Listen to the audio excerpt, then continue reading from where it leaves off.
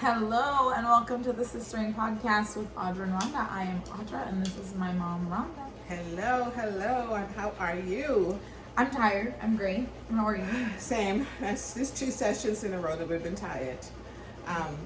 Life is lifing, but really what's happening is God is expanding our territory. Yeah. And so now we're having to do more things, and that requires us having to now navigate what rest looks like. But at this particular moment, we're just exhausted, and it's gonna be this way for the next couple of weeks. I don't know, but no year. I wonder years. But I mean, what do? You know, our pastor was talking, and he said, "Don't limit God." Right. Don't not do things because of yourself. If you don't do something, do it because God says no, but not you. And so I was like, oh, what a gut check for me. Yeah. Because there's some things that I don't want to do. You know, I feel like too hard. I'm a Moses type situation. Like, I don't want to do it, Lord. That's hard. Yeah. You know, I don't think I'm equipped. I don't want to do it. I just don't want to do it. You know. So. But you have to. Yeah. So, in terms of doing, so we have a special announcement. It's a big deal. And you guys have to go out and support this because it's just an amazing, I guess not even completion of a thing, but Correct. it is. The but beginning. it is the beginning of beginning. the first step of the things that God has called Mommy into. You know, she's mentioned her writing and different things, and so officially I received my proof. It's done. I received my proof. And it's a physical copy, guys. Look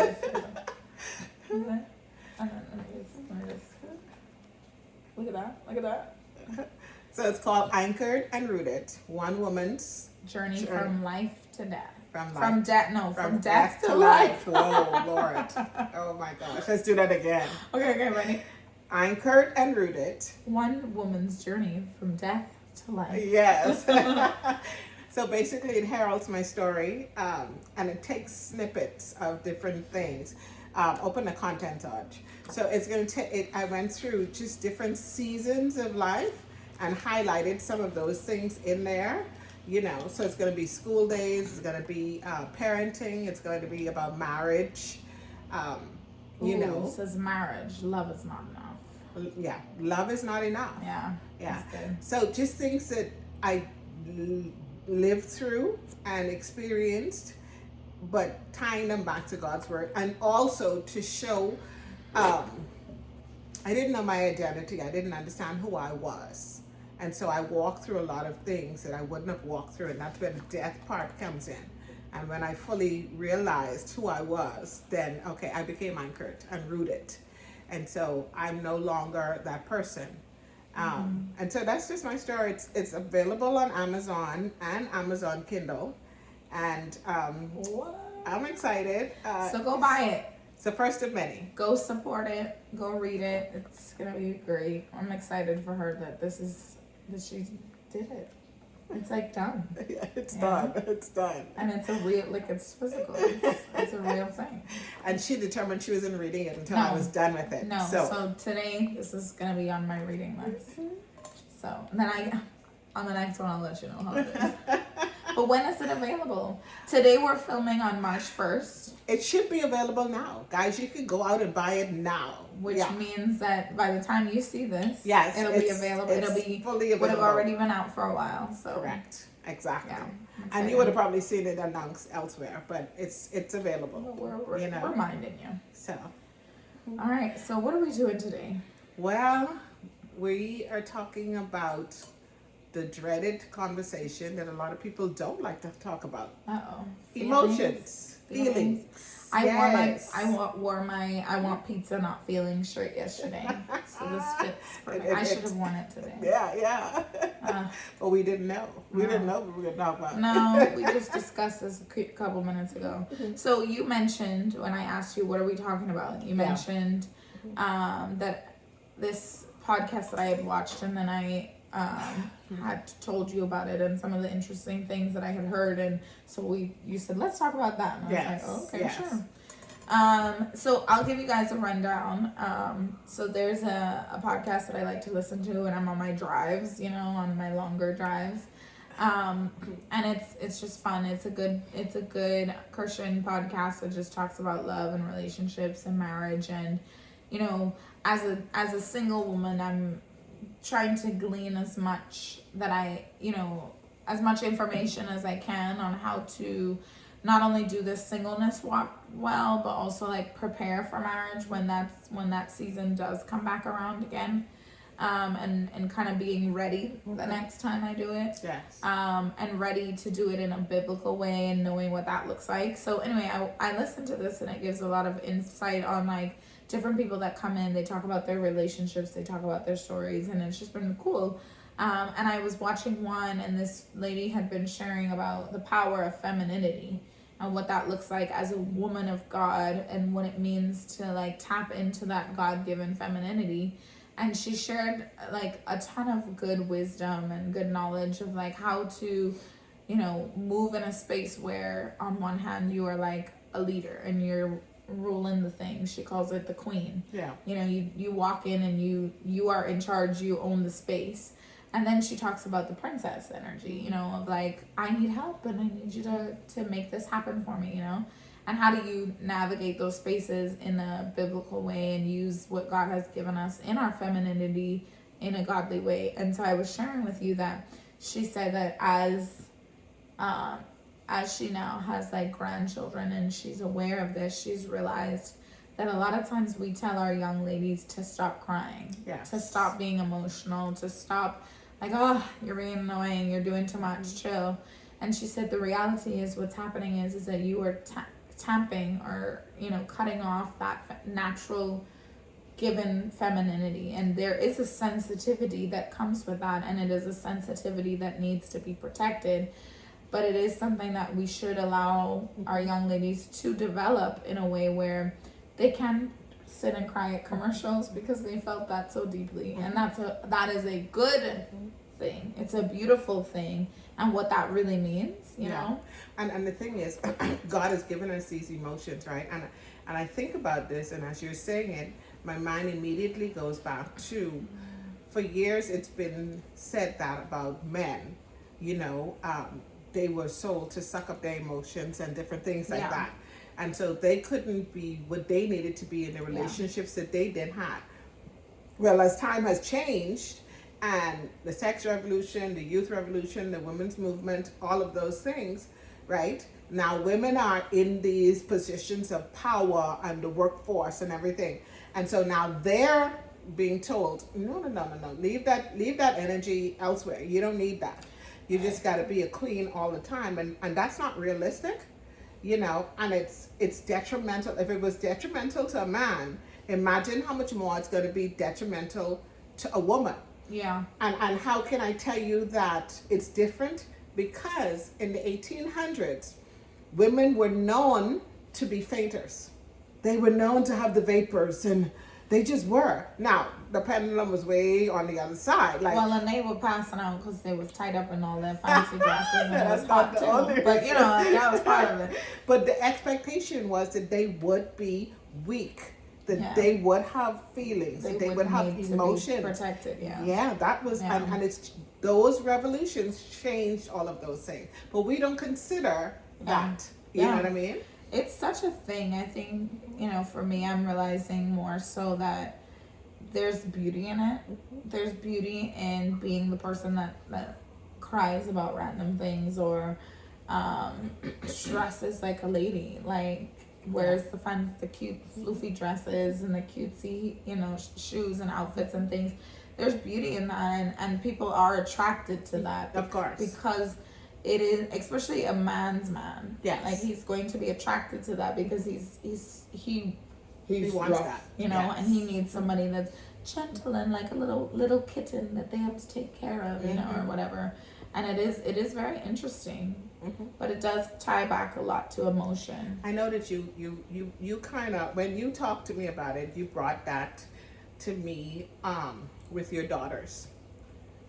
because with their ADHD and different things like that, their emotions rage sometimes, and so Yeah. for you it's a lot, and so for a long time you would just be like, Stop crying. right, Yeah. And I think too, it's like I didn't have capacity for it at that season, and I didn't know how to have capacity for it, and now it's like, you know, they have been blessed with the ability to feel deeply. Do you know what I'm saying? yes, I think that's a woman's superpower. yes, I think a woman sees and Yes. feels things before she knows that it's true. yes, Like we talk about it, like women's intuition. Like Yep. they knew that he was cheating way before they had evidence. They just knew. yes, And that is so true and Yes. real. And so if we tamp that down, if we shut down that connection to the emotion, to those feelings, and you're not gonna trust them. And I think that's what's been happening a lot. A lot of women have been taught to, you know, they've been put in situations where they've had to be the guy, or they've had to be in the male role, and so they don't know how to trust their intuition. They don't know how to trust their gut. They don't know how to listen to that inner voice that is telling them, no, just take a break, just breathe, just whatever. They don't know how to do that because that's not what the places they've been placed in. And so for me, it's like, as a single mom of girls, you know, you know, like in the home regularly, there's not a lot, like we have one kind of male, but it's a granddad, so that's a different kind of energy and relation and whatever. You know, it's like, how do I train them how to be a woman while I still have to do all the things? Well, and I think what the word that came to my spirit as you were speaking about tamping down the emotions is short circuiting. When you short circuit something, you stop it and it actually just blows up. Yeah. Do you know what I mean? But the reality is we're supposed to be teaching them how to regulate. Like, why are you having these feelings? I remember there were times when I would try to talk with her, Myra specifically, about her feelings, and you'd be like, oh my God, I don't need to be doing all of this. You know, like, this is too much. There's too much talking, but I'm like, but I do that with you. Yeah. I do it with you. I help you work through your emotions, because guess what? It's there. Now you have to look at what your emotions is telling you, because it's telling you something. You know, either you're angry, either you're hurt. It's telling you something. Yeah. And so then you also know how to navigate it, because it's going to return. Right. Yeah. And you don't have to have that necessary deep level of emotion the next time. Or the emotion might be deep, but the reaction might not be as loud. Exactly. Or as big. Right. Yeah. And so, but you have to teach them how to regulate it. So you're not teaching them how to regulate it.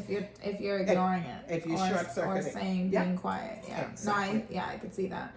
I think for me, it's like in this season, and I would say, like, even in my marriage before, like, I felt like I had to do. Yeah. Like, I was always the one, like, hey, this needs to get done. Hey, this, like, it was like I was the only one with eyeballs. You know what I mean? Yeah. And that created in me this, I wasn't able to just be soft. Yeah. Yeah. Because it was this constant having to do and having to, like, okay, I have to keep going and going and going and doing. There was never a resting and never like oh, can you just take care of me? Right. You know, and so I think with my girls, you know, even though I don't necessarily have that relationship with anybody that's doing that in that capacity for me, a gentleman specifically, like, I can teach them how to be loved, how to be cared for, how to be soft, how to receive, and how to have those, like, no, yeah, this is what it is. If you're gonna be in my space, this is what it requires. Because, you know, my mom and my grandparents have been doing this at this level my whole life. So this is what I expect, you know. And you know, unfortunately, there are a lot of marriages that have that huge imbalance. And because men have been taught a patriarchal system for so long. Yeah. They're rulers of the roost, the whole 9 yards. But the reality is they're not doing anything. They're not producing. They're not leading. They're not leading in finances, in spiritually, they're not leading. But ultimately, they're not looking at Christ. They're not looking Yeah. at Christ and Yeah. at how he led. Yeah. And his leading was a servant's heart, Yeah. you know. But they compete with their wives, and then they try to keep them under subjection, which is not biblical. It's submission. But their submission should have been to Christ first. And so that also ties into those types of emotions, because for years now, like you said, women have been doing it all, right? He's supposed to be the lead, but they're going out to make money too. But then he's in helping in the home. How does that work? Like, Yeah. it doesn't work. It makes no It has to be sense. more of a partnership, or Right. going back to more traditional Going things in the sense of You, like, yeah. I'll be at home, I'll do the things, you Yeah. go out and make the money and whatever. Personally, could never. Right. Like, I'm not the at-home girl. I'm not the traditional, like, oh, I'm just gonna be. No, I'm not built for that. I know that I've tried it. I'm not doing it again unless it's in a very specific way. Yeah. It has to be very specific in order for me to walk back into that again. But it is. There is the ability, and this is what she was saying, like, you can be feminine and operate in leadership outside the home, Yes. and still operate in leadership inside the home, Correct. but it looks different. It looks different. You know, Yes. and she's like, for example, the way you speak is different. You know, it's not this needs to get done, that needs to get done. It is the power that you possess of saying, like, oh wow, like this is really heavy. Right. Oh my. Right. You know, and she's like, and so the guy that she was talking to was like, isn't that like kind of manipulating? And she said, well, I'm going to ask for it to get done. Which Right. way would you prefer Right. it be done? Right. Would you prefer her to be like, wow, you look so handsome when you take the trash out? Correct. Or would you prefer to be like, babe, bro, why you never take the trash Correct. out? Which one do you want? Because Exactly. either way, it's going to get asked. Yeah. I will say, say for instance, groceries in the car, and I would be like, oh, I'm going to get these groceries. My husband's like, don't touch anything. Don't touch any of it, you know? And I'm like, okay, babes. You know, cool. You know, and it's that thing. But my Like, husband I can knows. carry the groceries. I don't need your help. Right. My But guess husband. what? I'm going to let you do it. Right. Because that's just not something. But that I think can- that's where a lot of women messed up too. I got Somebody- this. Somebody I got did this. tell me that, you know, because at work I need you to know I'm moving them big heavy desks all by myself on the regular. Like, I'm not even. It doesn't faze me. However, if there is a gentleman in the space, I'm Correct. immediately like, Correct. it's heavy. I can't do it. I don't know. I need a strapping man to be able to carry this heavy thing for me because I can't. And the ladies around me like, girl, you know, like, I'm like, no, be quiet. You're letting him I'm allowing him the space to be a man. Correct. And I'm Correct. allowing myself to not hurt myself. Correct. So no, I cannot carry it. I apologize. I can't do it. And it's funny because like they just naturally every time they're around me, they're like, no, you don't need to touch that. I'm like, Thank you, I appreciate it. Exactly. And it is. It's like that's what it looks like. And I was talking to the ladies about it, and one of the ladies said, I think that's where I messed up my marriage. Yes. Because when we first got married, he said, I can do it, babe. I want to be able to do these things for you. And I said, no, babe, I can do it too. Right. She says, and now he doesn't do anything for me Exactly. because I've told him I don't need it. Exactly. And I'm like, right. You And, can't have it both ways. right. And so this is what the lady was saying. No, there's a power that we have that if we just walk in the God-given womanness that we have, then men will naturally be men. Yeah. Do you know what I mean? And they need to be. Men will be men around you because of who you are. Yeah. And it's sad. There are the men who don't want to do anything. You know, you look at them and like, why aren't you being a gentleman? Like, you know, and I mean, on some levels, have they not been taught? Do you know? Because sometimes people just haven't been taught. And so even when we haven't been taught, maybe in our homes or whatever, we need to keep learning. Yeah. And I think that's what I think is a major issue with the world. People stop learning. Like, they're like, okay, I'm an adult, I've arrived, I've already done this. No, you have to keep learning. It's You like need to I've made it this far and nothing crazy has happened, so why does it matter now? Or they keep messing up with their emotions. They keep getting into anger situations or whatever. Yeah. And it's like, aren't you tired of that? Like, every couple of months you lose it on somebody. Aren't you tired of that? Yeah. Like, do you really like that part of who you are? And so why don't you try to do something different? try to learn a better way. Yeah. You know? And I think it's one of those things like, and maybe it is I think it comes back to lack of parenting on some levels. I could agree. When they were younger. Like, I think, for me right now in this season, like, okay, just now, a few minutes ago, Myra had big emotions because we were going to record and I said, hey, you gotta go do something, and she said, well, what do I do? And I was like, well, I mean, later we have to do your homework because we do our homework on the weekends because it just saves less stress. But I said, you're gonna do your homework, so tablet and TV is not an option. Right. And she heard homework and she was like, whoa. And I'm like, whoa, what's wrong? Like, and then she was immediately upset or emotional. And so instead of, I didn't fuss, I didn't go crazy. It was just like, what's going on? Right. Like, I'm like, no. Did I come in here in that heightened mode? No, mommy. Then I'm asking you to not be heightened. Correct. Because I'm asking you to understand. Yes. I'm not upset.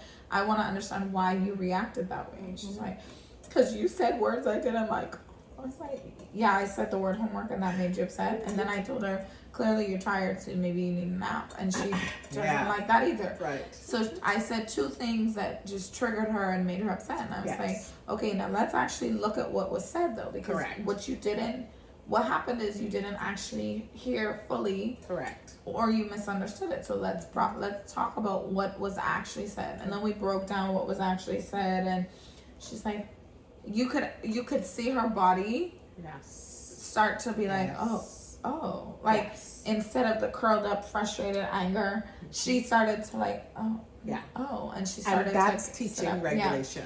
Yeah, and I'm like, no, calm down. What you're doing isn't helpful to you. Relax. This is not that serious. It's not that big of a deal. And I said, the reality is the way that you reacted to hearing the word homework means that you are tired. Correct. Exactly. She was like, ugh. I said, no. Don't fight what I'm saying. I'm not saying that because you're tired, you have to go to sleep. I'm saying you're tired. Right. You can admit that you're tired without having to go to bed. Exactly. And then, so she's like, oh. I'm like, right. Like, I'm tired right now because I've done all these things. But that doesn't mean I want to go to sleep. It means that I know and I recognize that I do need something that's restful. And what can restful things look like? And so then we talked about it. So now she's outside in a tent. Tenting. She's tenting. And tenting. Watching and not watching and reading a book, And then I talked to her. I'm like, well, pick a different book too. Like, but there are gonna now be moments in her life where she's like, wait, I'm reacting unnecessarily, but because I didn't hear that person or whatever. That's a moment where she heard and learned and will grow. And you know what's sad? Can I tell you what's sad? I watch men and women in their 50s and their 60s, and they are still throwing tantrums. Yeah. And they're Christians too. Yeah. Listen, that is horrible. I am sorry. That is not acceptable. Like, at that stage in the life, you have to be able to do better. Come on. Too. Yeah. But it is. It's not being able to recognize what the feeling is. Do you get what I'm saying? They've never actually sat down and processed, what is it that I'm actually truly feeling and how can I change that? Because the reality is the world has been lied to. We've been lied to say like, oh, my feelings are somebody else's fault. Correct. When in reality, they're your fault. They're on you. They're completely yours to own. Correct. And so if somebody was asking me the other day, how do you navigate those spaces with your kids? And I was like, well, I have to remember that they're learning. They don't know any better. They don't know. Exactly. And so they are going to do it poorly because they don't know, and it's my job to teach. Yes. It's my job to say, instead of getting frustrated, ask a question. Yes. Yes. Do you know what I mean? Yes. Like, even with my urges now, I'm like, baby, but you heard something that was not what was said. And, correct. And if you talk to everybody in the room, they would have said, no, that's not what was said. clarify. Be Yeah. like, okay, are you saying that I have to go in my room and do homework while you record? Because if you had asked me that, I would have said, no, baby, that's not what I said at all. Right. There would have been clarification there, Right. instead of you reacting. Right. And so then that limits the tantrums. Right. Because then guess what? She's now going to remember, oh, let me just ask instead. Right. And I think those are the things that people have missed out on. And then when you try to have those conversations, sometimes people take that personally. Yeah, they're always defensive or always ready to fight or fuss, or they always feel as if people are taking advantage of them or they're not liked or whatever. Listen, can I tell you, that's a you issue. You need to get in front of Jesus and you need to check yourself. You Yeah. need to ask him, hey, help me with these feelings that I'm having. Because you have to at some point recognize that's a you problem, not the other people around you problem. If every time you're defensive and Angry nobody and like whining, me, come on, man, listen, really? Yeah. Well, it makes you less effective. You know, it actually kills your testimony in a lot of ways. And I think somebody had said recently, like, you know, if you are called to leadership in the faith, that looks like you need to be emotionally healthy. It does. And it's true. It I think does. for a long time I felt like I wasn't worthy. I wasn't like whatever. And I walked like that. I moved Yes. like that. Yes. And we were talking about it the other day. Like, I'm not moving that way No, anymore. you're not. No, But you're it's not. because I've had the moment. I've had those spaces with the Lord where He said you're worthy because I've said you're worthy. Exactly. Like, it's not that you're some amazing, spectacular person. It's that I've put my stamp of approval, and so therefore, you can move differently because I've already dealt with all of that. And anybody that doesn't see that doesn't see me. Right. And that's their issue, And not it's yours. not my issue. And guess what? They're not your people. Right. And that's okay. And that's everybody okay. can't be your people. Right. And I think that's part of the problem too.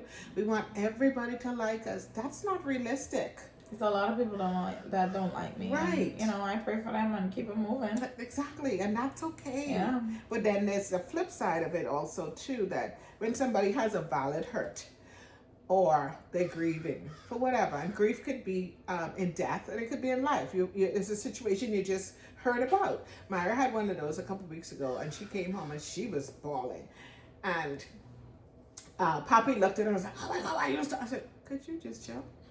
You know. And so as she was crying, I was processing it with her, and I said, "Listen, it's okay to be disappointed, you know." I said, "But now let's look at the reality of it, though. Were your expectations incorrect?" You know, I said, because the people who were able to succeed in this thing, they worked a lot. Did you work a lot? I was trying to figure out what you were talking Right. about. I'm like, wait, Right. is this a situation that I have no know. idea about my You know child? about it. You know, did you work a lot? And she says, "Well, no." No, I worked the night before. Right. That's not And enough. you weren't interested in working. No. So then how do you expect to succeed? Right. If you didn't put in the work, Right. why do you think you should succeed? So come on, like, let's really look at this. Yeah. You know, you have an expectation that's not realistic. So it's okay for you to be disappointed, but now you got to bring that to the truth. And, What's the truth of the situation? So we talked through it. And at one point she said, "Well, yeah, I was being lazy." You think they have a lazy contest? I was like, I don't know, you know. But then she said, she also said after a while, she got to a point. She said, "Bella, thank you. I'm so happy that you're a counselor, because you were able to walk me through this thing, you know." And I told her, I said, "Listen, everybody has disappointments." I said, other people didn't make the cut either, but they didn't lose their mind. She says, "Are you calling me a crybaby?" No, I'm just telling you, look around.